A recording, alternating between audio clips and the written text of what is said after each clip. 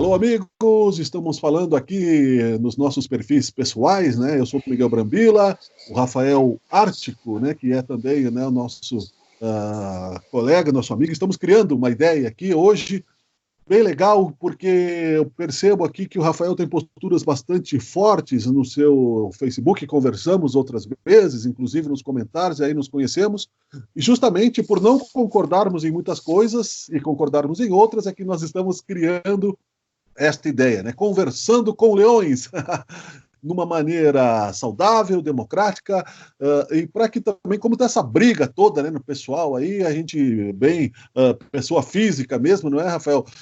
Porque o pessoal fica brigando e muitas vezes não se preocupa, não foca no debate, baixa o nível, e aí fica esse blá blá blá aí, né? Eu gostaria que tu se apresentasse primeiro aí para a nossa galera. Tudo bem, Rafael? Como é que você é? Qual é a tua atividade profissional? Bom, boa tarde, Miguel. Eu sou arquiteto urbanista, né? Sou construtor e também sou professor universitário de projeto na Faculdade de Arquitetura. E gosto muito desse debate político. Na verdade, acho que a minha vocação teria sido fazer ciências políticas, mas enfim, eu fui para o lado da arquitetura, que é outra vocação que eu acho que eu tenho e gosto muito. Então, mas não me furto de fazer esse debate. Acho importante, bem como tu falaste, né, na questão propositiva, sempre pensando no mérito das questões e não na pessoalidade, na questão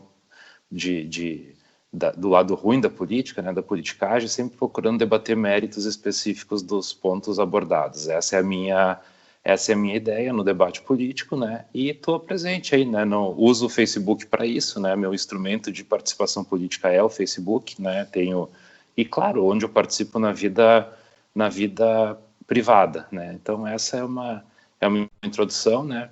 Prazer em tá fazendo esse piloto aí, vamos ver o que acontece, mas acho que todo debate político é válido, né? Eu sempre digo isso, que nada se resolve fora da política. Se a gente não estiver debatendo, as coisas não acontecem, aí quem quer se aproveitar, se aproveita, porque as outras pessoas se omitem. Então eu não me omito, essa é a minha postura.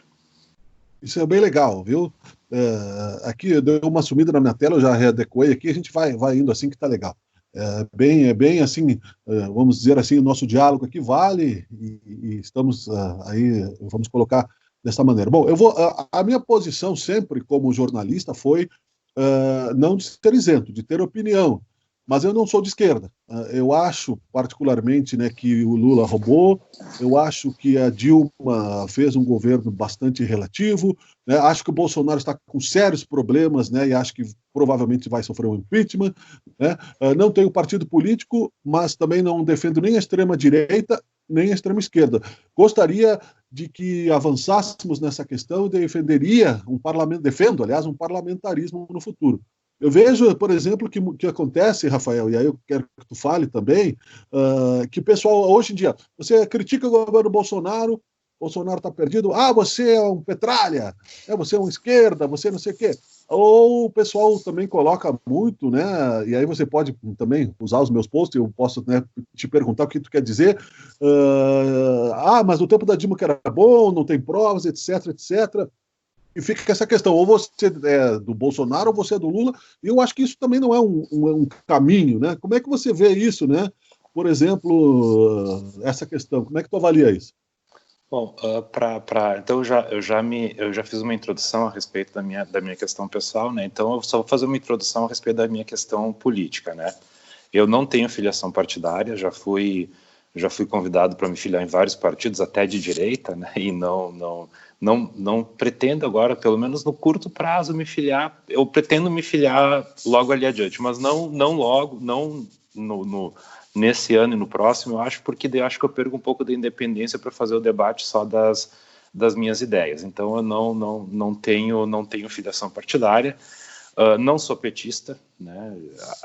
Sou rotulado de petista seguidamente, né? É como tu disse, é o modo dessa gente pensar, né? Quer dizer, se tu critica um governo de direita, automaticamente tu é petista, lulista, dilmista e vai para Cuba, né? Não sou isso, tenho votado no PT seguidamente, né? Porque eu sempre procuro votar naquele que representa melhor as ideias que eu defendo, e chega numa questão entre Bolsonaro e PT, obviamente que eu vou ser PT, mas Na última eleição, por exemplo, fiz campanha para o Ciro Gomes e até me decepcionei um pouco com a postura recente dele. Acho que ele está com uma postura totalmente egocêntrica, pensando apenas nele, e me decepcionei um pouco, mas acho que eu acho que é um nome importante. Eu acho que hoje poderia ser uma opção importante se estivesse lá. Me caracterizo, me conceituo assim como um social-democrata de centro-esquerda, né? Quer dizer, hoje, se tivesse que escolher um partido para me filiar, eu seria uma coisa assim entre o PT do governo e o PSDB da fundação, assim, uma coisa social-democrata efetivamente, né? Longe do liberalismo e do neoliberalismo, que eu considero coisas altamente atrasadas e que, na minha opinião, vão sair da discussão logo após a Covid, né? As décadas de neoliberalismo acabaram no mundo inteiro. Líderes de direita hoje já estão defendendo o fim disso, quer dizer, a gente vai ter que buscar uma alternativa a isso, né? Outra coisa, sou chamado constantemente de comunista, né? Então, quer dizer, teve épocas que eu tinha 50 funcionários, pagava folha, sustentava todas essas famílias e tinha que ouvir gente que nunca gerou um emprego na vida me chamar de comunista, mas eu aceitava quieto, porque eu acho que quem fala isso, né? Então, sou um defensor do capitalismo, não tenho dúvida que o capitalismo é a única alternativa. Para mim, capitalismo e democracia são inegociáveis, não tem como negociar isso. Só que eu sou a favor de um capitalismo não desse aí que está aí, desse neoliberalismo que só concentra renda. Então, a minha bandeira principal, se tu tivesse, qual é a tua bandeira no cenário político? É a distribuição de renda, é a redução da desigualdade. Para mim, isso é a mãe de todos os problemas. Então, a minha política, tanto na área do urbanismo, quanto na área da política urbana, quanto na política partidária, a minha bandeira sempre vai ser essa, ela sempre vai ser prioritária em relação às demais. Eu acredito que sem uma redução da desigualdade, não tem economia que vai funcionar. É isso que faz a economia funcionar.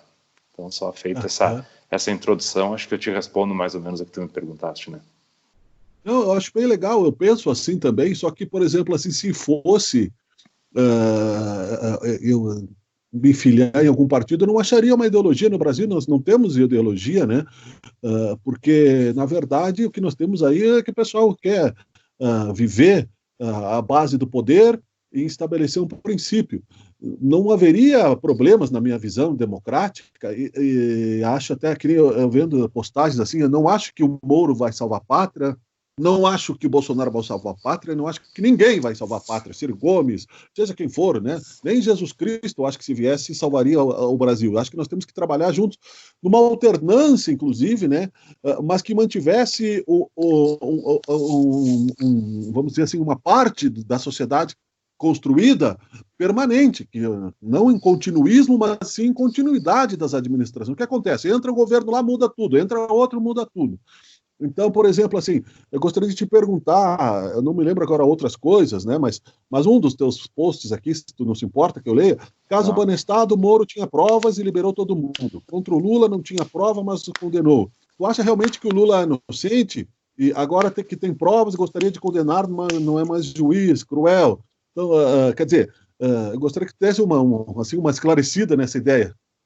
Certo.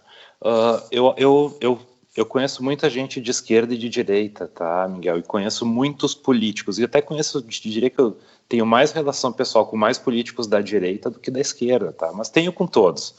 Eu costumo dizer que eu tenho muita sorte, porque assim, todos os amigos que eu tenho que são políticos, eu sei que são honestos, né? Então é uma coisa engraçada esse discurso de todo político é safado, não sei o que, daí eu pego, poxa, todos os políticos que eu conheço, que eu tenho relação pessoal, eu sei que os caras são honestos, sabe? Erram, acertam, tem uma ideologia que combina com a tua, que não combina, mas são pessoas corretas, são pessoas honestas, e tu vê muitas vezes as pessoas abrindo mão da vida pessoal delas, da vida particular, para se dedicar a um bem comum, né? E são rotulados, e são, assim como o funcionário público tem sido, né? Eu tenho minha esposa que é professora, cara, ela é funcionária pública, olha o que ganha um professor, olha o que ganha um policial, e daí é rotulado como funcionário público, como vagabundo. Então, assim, eu cuido com esses rótulos que é muito fácil de dar, é muito fácil, fulano é ladrão. Cara, tu tem que chegar a um ponto que a gente tem que começar a pagar pelo que a gente diz, quer dizer, se eu ponho minha opinião ali, eu vou ter que responder por aquilo, e vai ter que, tá, então prova que ele é ladrão, quer dizer, né? O cara não tem que provar que não é ladrão. Se tu diz que ele é ladrão, tu tem que provar que ele é ladrão. Então, eu sou dessa opinião. Assim, eu conheço muita gente de esquerda, tá, Miguel? Eu trabalho desde assim, eu sou completamente fora da bolha, eu odeio bolha. Então, assim, eu tô desde o Sinduscom, eu tô no MOB, quando eu posso participar das coisas da SIC, e eu tô lá no Sindicato dos Arquitetos, eu tô no Instituto de Arquitetos do Brasil. Quer dizer, eu procuro estar dos dois lados da história para estar ouvindo, sabe? Então, eu sou um cara que eu sou considerado liberal no sindicato e sou um cara que sou considerado comunista aqui no meio empresarial. Então para mim tá bom isso aí, porque eu gosto disso, né? Quer dizer, eu nunca agrado, né? Tô sempre desagradando, mas enfim, é a minha consciência que vale. Sobre a questão específica do Lula, tá? Eu não conheço ninguém da esquerda que não saiba que teve corrupção no governo Lula. Ninguém. Nem o meu amigo, se eu pegar o meu amigo mais radical de esquerda, que poderia ser enquadrado nessa extrema esquerda, esse cara, bom, esses eram os mais indignados com o Lula, né? Esse cara sabe que teve corrupção no governo Lula, e qualquer um sabe. E qualquer um sabe que teve corrupção em todos os governos. Qualquer pessoa que lide com a Petrobras, fala com qualquer dono de posto de gasolina da Petrobras, que tem posto há mais de 30 anos, e pergunta como é que era. Então, assim, qualquer pessoa que lide com a Petrobras sabe que sempre teve corrupção na Petrobras. Então, assim, isso é sabido, é corrupção endêmica do Brasil, e não é culpa dos políticos, é culpa do sistema. Isso aí tá incrustado. Quer dizer, como é que se resolve isso? Se resolve isso com transparência e com autonomia das instituições e com a tecnologia, que cada vez avança mais. Esse tripé de transparência, autonomia e tecnologia vai acabar reduzindo a questão da corrupção por si só. Se tiver um governo que ponha essas ferramentas a serviço do combate à corrupção, isso vai acontecer. Na minha opinião, isso estava acontecendo nos governos Lula e Dilma. A prova é o depoimento do Moro, né? Ele mesmo, na hora de sair, ele falou isso, né? Então, assim, eu acredito seriamente que tinha muita corrupção no governo Lula, tá? E muita corrupção no governo Fernando Henrique Cardoso. E eu tenho amigos do PSDB, que eu converso sobre política muito com eles, e eu sempre digo que a culpa é do mesmo, né? O Fernando Henrique teve que se vender a determinado sistema para poder ter governabilidade, e foi praticamente o mesmo sistema, não o mesmo, mas muito parecido, que o Lula teve que se vender para ter governabilidade. Então, eu acredito, né? Essa é a minha convicção pessoal, né? Formo convicções baseadas no que eu leio, no que eu vejo e tal. Não compartilho fake news, odeio fake news, tanto se me favorecem quanto acho de última. Quem precisa de fake news para embasar suas convicções está com as convicções erradas. Eu acredito que o Lula fechou um olho durante 8 anos em prol da governabilidade, né? O Lula é um cara extremamente inteligente, né? O Lula é um dos caras mais inteligentes da política mundial hoje, né? Ele não é esse abobado, cachaceiro, que as pessoas que nunca ouviram ele falar dizem. O Lula é um cara extremamente inteligente e um cara extremamente hábil na questão de negociação. Ele negocia, ele está negociando aqui com o empresário mais importante dos Estados Unidos, e ele vem aqui negociar com o cara do MST. 1 minuto depois ele conversa com os dois de igual para igual. Então o Lula tem essa inteligência acima da média para isso. E eu acredito que o Lula ele fez vamos botar entre aspas, um pacto com o diabo. Ele falou: eu vou fechar um olho para esses caras poderem aprovar e eu fazer o que eu quero, porque se eles me derrubarem logo, eu não faço nada, aí não adianta nada. Então, acho que o Lula foi pragmático, tá? Uhum. E quando o Lula escolheu a Dilma, eu imagino que tem uma pitada dessa coisa que o Lula falou: bom, agora eu vou botar alguém para quebrar tudo, porque eu não consegui, eu deixei. E o Lula, é óbvio que ele sabia das coisas, né? Não tem como não saber, ele sabe o que ele fez. Claro. Mas eu, assim, eu não acredito que o Lula tenha sido corrupto no sentido de enriquecimento pessoal. O Lula chegou a um ponto, Miguel, que o Lula poderia ter eleito todos os membros da família dele, a empregada dele, a faxineira, a cozinheira e todos os vizinhos da rua dele, todo mundo para o Senado, se ele quisesse. Ele saiu da presidência com 87%. O Lula nunca teve essa coisa do enriquecimento pessoal, na minha ótica. Isso. Eu acho assim, tu tem uma leitura clara. Eu discordo na questão do enriquecimento pessoal e que não há provas, porque não ficou só no Moro, né? Isso nós vamos avançar em outras oportunidades, porque foram outros juízes que caiu aí na segunda instância. Mas em questão de inteligência, inclusive eu escrevi recentemente, que não tem comparação. Eu vi, inclusive, uma análise do Davi Coimbra, que é da RBS, que o pessoal acha Globo lixo, que também não sou fã, mas eu achei inteligente. E vai do mesmo encontro. Lula é um gênio da política. Ele elegeria qualquer um. Agora nós temos que separar a questão ética, inteligência e a questão, né, da honestidade. Você roubar ou você deixar roubar são questões que avançam no sentido, né? Será que nós temos que pagar esse preço? Eu vou deixar, então, quer dizer, os ratos trabalharem, porque senão eles não vão negociar comigo, né? Enfim, eu acho que ele é muito maior que o Bolsonaro nesse sentido. O Bolsonaro não vai nem ter muita governabilidade, não vai eleger sucessor, e provavelmente vai ser cassado. O Lula teria, assim, um futuro do Brasil. E é isso que se deve ser respeitado. Assim. Eu também não uso, acho que não é legal você ficar usando baixo, calão, ladrão, isso e aquilo, porque isso cabe aos tribunais. Mas nós colocaríamos, no mínimo, né, 13 juízes em xeque, que julgaram, né, as provas que nós não temos. Então, quer dizer, julgaram, apresentaram e condenaram há tantos anos, tanto que ele ficou preso, tanto que ele está na ficha suja. Né? Então, é isso né, como seria? Então, nós teríamos que suspeitar da instituição judiciária, se ele foi julgado e condenado sem provas. Na questão da inteligência, eu acho que estamos de acordo, ele é um gênio, né? E se deixar ele falar, ele faz o que ele quiser. Ao contrário do Bolsonaro, que é bem limitado nesse sentido. Né? Eu te diria o seguinte, eu parei de discutir essa questão nas redes sociais do Lula ser culpado ou não, né? Porque é uma coisa que, na minha opinião, não leva mais a lugar nenhum. Quer dizer, eu, desde o momento que o Lula saiu da presidência, eu nunca mais defendi que o Lula voltasse. Eu acho que o cara que já foi presidente já foi, ele fez o trabalho dele, ele fez o que tinha que fazer, saiu bem, assim como o Fernando Henrique fez o que tinha que fazer, fez na época certa. Se na época do Fernando Henrique ganhasse o Lula, na minha opinião, teria sido um desastre. Eu acho que o Fernando Henrique... Eu votei no Fernando Henrique primeiro e segundo turno, tá?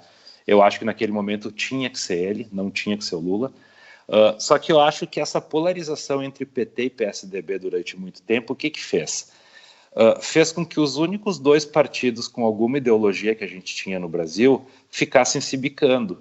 E o resto todo do mundo político aproveitador e do sistema, que o sistema é que ganha dinheiro, não são os políticos, se aproveitassem disso para garantir governabilidade para os dois e para fazer o que quisessem. E, na minha opinião, isso está acontecendo com o Bolsonaro, tá? Porque se tu me diz assim, qual é o pior ministro do Bolsonaro, para mim é o Guedes, que é o tecnicamente mais preparado e mais qualificado que hoje está. Segundo, né? O primeiro é o Tarcísio, que o Tarcísio, se eu fosse presidente, seria meu ministro, né? Eu acho que o Tarcísio, assim, ó, é o ministro exceção do Bolsonaro, né? Ele é uma mosca branca lá, não sei o que ele está fazendo lá, porque ele é um cara muito acima dos demais. O Guedes é um cara qualificado, porém, para mim, o Guedes é o mais danoso de deles todos, porque o Guedes representa esse sistema, que é o sistema que garantiu governabilidade para o Fernando Henrique e que acabou, de certa maneira, ferrando com o Fernando Henrique. Ele fez tanta coisa boa e ficou só a imagem ruim. Por quê? Porque esse sistema sugou ele de tal forma que acabou ficando uma imagem ruim do governo dele, que fez N coisas positivas e que hoje são vistas como coisas positivas. Mas sobre o Lula, tá? Eu já escrevi num post aí conversando contigo, o termo lawfare, né, Miguel, ele existe, ele é consolidado no mundo inteiro porque isso existe. Então, assim, hoje tu pega, a gente sabe que a questão desse ódio ao PT, esse ódio ao Lula, esse ódio à esquerda, é uma coisa um pouco social, é uma coisa que vem... Eu fui antipetista até meus 20 anos, e eu dizia que o Lula era burro, que o Lula era ignorante, que o Lula... Hoje eu me envergonho disso, mas eu fazia isso, né? Eu sou também um playboy aqui de Caxias e tal, né? Um gurizinho de apartamento, do Carmo e tal, então eu também fazia isso, sabe? E eu de repente quando eu comecei a me interessar por política, eu comecei a enxergar as coisas de uma outra maneira, então eu perdi um pouco isso, mas eu já vivi isso, então eu sei como a minha cabeça funcionava naquela época, isso me dá uma certa frente no pensamento, assim, de entender como funciona essa raiva que existe hoje. E eu conheço bastante gente do meio jurídico também, que juízes, promotores, etc. E a gente sabe quem tem condições de ascender nessa carreira, né? Quem tem condições de ficar 3, 4 anos só estudando, sem trabalhar, quem tem condições de pagar os melhores cursos, as melhores faculdades, de chegar nesse topo da pirâmide jurídica do Brasil. A gente sabe que são castas, né? Que é raro tu pegar pegar um Joaquim Barbosa, por exemplo, é raro, né? Então, assim, a gente sabe quem chega lá, e chega determinado extrato da pirâmide social é que chega, e esse extrato, ele carrega, são pessoas, são seres humanos que carregam aqueles preconceitos, aquelas ideias e tal, que eles trazem da sociedade, das famílias e tal. Então, assim, eu não tenho dúvida que entre a elite social do Brasil, na qual eu me incluo, não estou me excluindo disso, eu também sou isso, entendeu?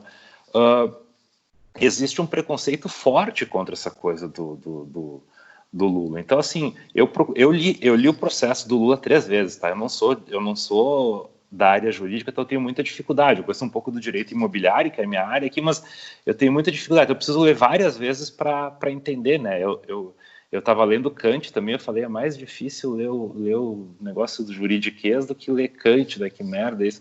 Mas enfim... Mas a gente faz de conta que está entendendo, né? Todo mundo está relendo, como diz Humberto Gessinger, né? Mas o meu raciocínio, ele é muito simples e muito objetivo, tá, Miguel? Eu diria o seguinte: o Lula foi o cara mais investigado do Brasil na história recente do Brasil, né? Quer dizer, o cara que descobrisse uma prova contra o Lula ia ser consagrado mundialmente, né? Então, o Lula estava sendo investigado pelos Estados Unidos, pela Lava Jato, pelos procuradores, pela imprensa, estava todo mundo querendo achar uma agulha do Lula, né? Um dinheiro do Lula. E o Lula foi condenado em 2 processos que, cara, assim, ó, na boa, eu sou do mercado imobiliário, tá? E eu conversei com pessoas sobre essa questão do triplex. Tu imagina o Lula com 90% de popularidade, tá? Se eu fizesse um prédio em Santos, eu ia dar o triplex para ele. Porque eu ia vender o resto tudo, dizendo, ó, o Lula vai morar aqui na cobertura, tu vende tudo na hora. Então, assim, ó, tem questões que estão por trás disso que não vêm para o debate, mas assim, ó, esse prédio foi vendido na época que o Lula era presidente, com a popularidade na estratosfera. Então, assim, tu pode apostar, se tu passar hoje lá nos andares e pedir para os caras que compraram apartamento lá, mais de metade comprou porque o Lula ia morar lá. Então, assim, ó, tem uma questão comercial, né? Tu já viu? Eu sou arquiteto, eu fui atrás dessa parte, eu fui atrás, eu me informei bem, né? Tu já viu as fotos desse triplex? Tu já viu o que é o triplex? Não, claro. É um muquifo, é virado em escada aquilo. Eu não compraria para mim aquilo na praia. Então, assim, como é que um cara com 5 filhos e 8 netos não cabe a família dele lá dentro? Então, assim, é umas coisas que chamam a atenção, sabe? Pela falta de nexo do negócio, sabe? O cara, assim, ó, o cara tem na conta bancária dele, aí eu vi que tu tocou outro dia na questão das palestras, depois nós vamos falar disso também, tá? Sim. Mas o fato... Viu, Rafael? Deixa eu ver aqui, nós temos 5h20, 5h18, vamos até 5h30, tá? Depois a gente volta outro dia. Tá, objetivando, então.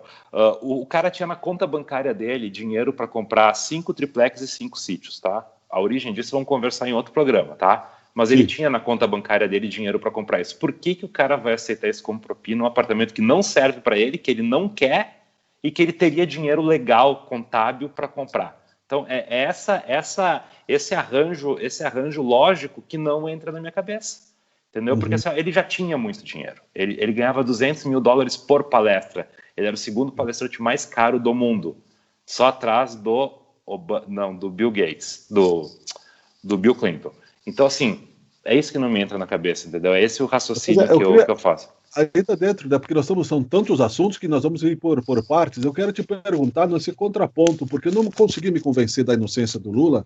Hoje, por exemplo, com a tecnologia, todo mundo grava as palestras, né? Discurso é uma coisa. Discurso, você fazer um discurso, mas a gente quer se gravar o tempo todo, a gente quer que o pensamento apareça. Eu não sou político, não tenho pretensões políticas também, sou cantor, sou jornalista, Mas se precisar, se for chamado a política, iria, não sei para que partido, inclusive, porque não vejo, sabe? Então, quer dizer, eu vejo, por exemplo, a minha esposa também é funcionária pública, e acho que os presidentes do Brasil não sabem se comportar nesse sentido. O Bolsonaro mandando um jornalista calar a boca, né? O Lula, nesse ponto, é muito mais esperto, no bom sentido. Só que eu acho assim, para nós transitarmos por uma boa política no Brasil, nós não podemos ter condescendência com os erros, não tem como radicalizar, vai ter que se negociar com o Centrão, aí você vai ter que ter uma interlocução. Acho que o Fernando Henrique foi muito bem nisso, eu também votei nele nas 2 eleições, inclusive. Tinha até uma certa simpatia pelo PSDB. Não sei se é verdade que ele ajudou o Foro de São Paulo ou não. Acho que havia, sim, né, uma visão de criar uma Ursal. Isso é um assunto que a gente pode aprofundar mais adiante, uma união das repúblicas socialistas da América Latina. Havia uma necessidade de... E acho que a extrema-direita e a extrema-esquerda querem se perpetuar no poder, sim, querem ficar a maior parte de tempo no poder. Agora, por exemplo... Tudo bem, beleza. Eu acho que não tem nada. Se eu tivesse um mercado que eu recebesse 50 mil por palestra, eu ia fazer também, não acharia nada. O cara quer me pagar, pagaria os impostos, mas não apareceu nada. No Instituto Lula não tinha também. É isso que eu não consegui. Mostra os documentos aqui, tá aqui. Ou seja, eu posso até ser desorganizado, mas se eu sou presidente da República, eu não posso. Não basta ser, é isso que não me convenceu até agora. Eu não sou juiz também, como você disse, né? Nós só estamos aqui refletindo sem partidarismo, né, Rafa? Eu vou te dar um depoimento meu, tá? Só para talvez te ajude a entender um pouco isso, tá? Eu fui para a África em 2010, tá? Na Copa do Mundo. Eu participei de uma comissão aqui de Caxias que tentava trazer um país para ficar aqui na pré-Copa e tal, para movimentar a cidade. Foi uma comissão que se formou naquela época das entidades empresariais, clubes de futebol, prefeitura, Câmara de Vereadores, e a gente foi para lá conhecer o processo da Copa do Mundo na África, 2010, auge da popularidade do Lula. Os caras viam na África, tá, a gente com a jaqueta com a bandeira do Brasil, eles queriam vir bater foto. E eles só falavam do Lula, Miguel, eles não falavam do Pelé, entendeu? Então, assim, tipo, o Lula era um ídolo na África, sabe, na África do Sul, maior do que o Pelé. Eles vinham falar com nós, queriam bater foto e falavam do Lula. Então, quer dizer assim, ó, o Lula tinha uma popularidade no mundo, especialmente no continente africano, tá, que era absurda. Cuba também, eu fui para Cuba, os caras assim, ó, eles idolatravam, eles falavam, sabe, eles tinham mais informação sobre questão política do que nós aqui. Então, assim, o Lula tinha esse respeito no mundo pobre, no mundo sul, né, no mundo do hemisfério sul, absurdo, assim, ó, o Lula chegava, ele era tratado como uma entidade, assim, uma coisa...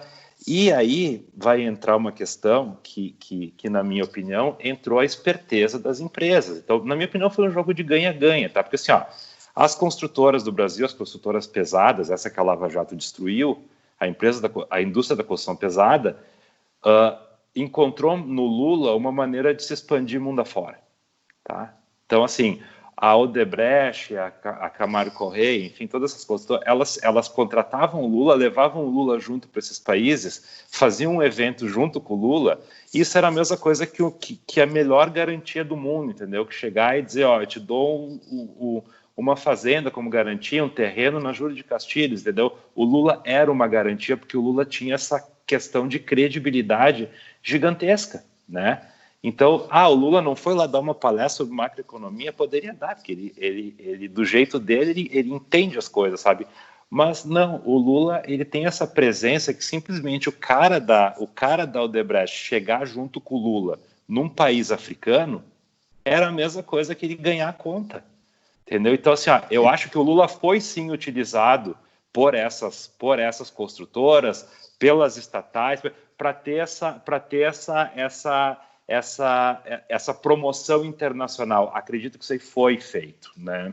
Mas foi tudo depois que ele saiu da presidência. Então tem que investigar o seguinte: o Lula interferiu em alguma questão de verba pública para essas empresas. Aí nós vamos estar entrando na questão do crime, tá? Agora, o Lula ser usado depois de terminar o mandato, através da instituição dele e tal, para ir lá num país, falar de fome zero, falar como é que erradicou a fome no Brasil, como é que fez o Brasil sair do mapa da fome, e os caras enlouquecerem, e essa empresa que estava cotada aqui no 0 passar para 80, a princípio, eu não vejo crime nisso. Eu acho que é um jogo de ganha-ganha. O Lula vai lá falar dos fome zero dele, a empresa está respaldada porque está junto com o Lula. Então, na minha maneira, tem um pouco disso, tá? Então, essa é a visão que eu tenho da história.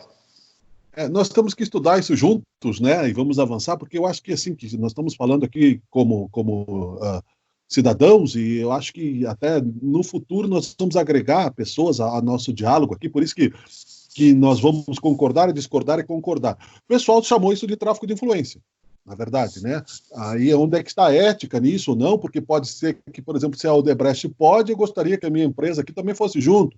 Então, privilégios e outras questões aí que acabaram... Acredito, sim, que por mais inteligência que se tenha, ninguém é capaz de ser perfeito. Então, quer dizer, em alguns pontos, pode sim que muitos né, corvos ao redor do poder aí usaram da ingenuidade que ele não soube se defender, acabou sendo, né, o bode expiatório, né? Ou não. Né, ou, né, mas isso, né, o que você fez assim, e aí nós vamos deixar essas pautas, né, vamos colocar sem edição, vai ficar sempre uma pergunta para o próximo, temos um monte de coisas a fazer, não é? Mas tá bem legal isso, né? Eu acho que é por aí, conversando com o Leões, né? Eu, assim, por uma questão religiosa, né? Assim, eu sou espírita, e eu acho que nós temos que ter posturas, né? Então, muitas vezes, né, no impulso político, usei a palavra, porque eu acho que é justiça, né? Bolsonaro é um aloprado é uma coisa, mas você falar que uma pessoa é ladrão é outra, né? Não é legal. Eu acho que não, Lula ladrão, Bolsonaro não sei o quê. Eu acho que isso está gerando uma política violenta com esses últimos fatos, aí mandando a imprensa calar a boca. Então, retira-se qualquer questão dessa, a questão é justiça, ele pode ser atualmente ele é condenado pela justiça, né? Está na ficha suja. Mas se a história o justificar, e aí é que nós avançamos em termos de Brasil, né? Ótimo para ele, vai salvar ele mais cedo ou mais tarde, né? Dessas questões todas, né? Enfim, é uma pauta para nós, né, sobre essa questão de aprofundarmos.